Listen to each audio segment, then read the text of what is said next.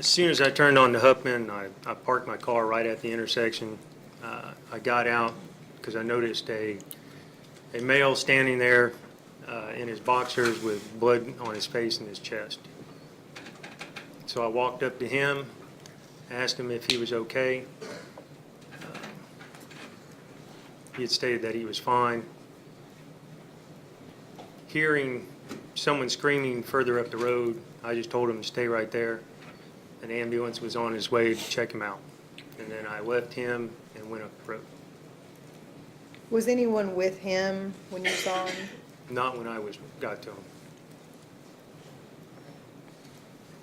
Where, I mean, was he just in the roadway? He was just right there on the corner,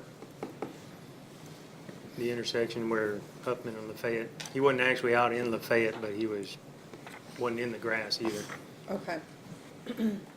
Now, who else did you see there? There were more people further up Huffman Mill.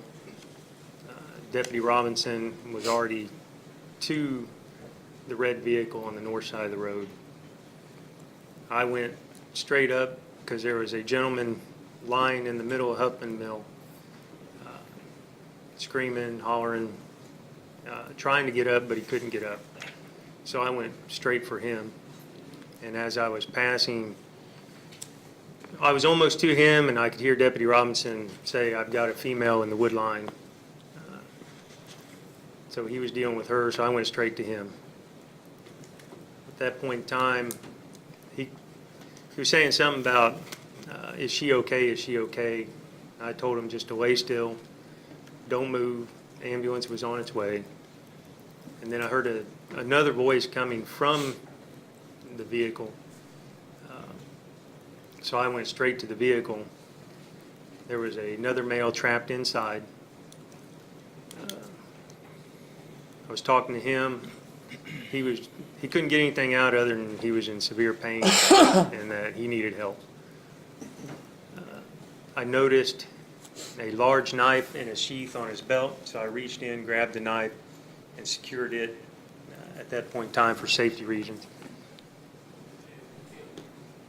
Once I come back to him, I went around the truck to see if I can get a better angle on him, and that's when I found another male laying at the base of the tree who appeared to be deceased. So I come back around the truck, and at that time I noticed a weapon laying in between what would have been the cab and bed of the truck on the ground in the grass. So I secured it and came back to him, and at that point in time EMS personnel, rescue had started to show up. So I backed off a little bit, let them do what they do best, and went from there.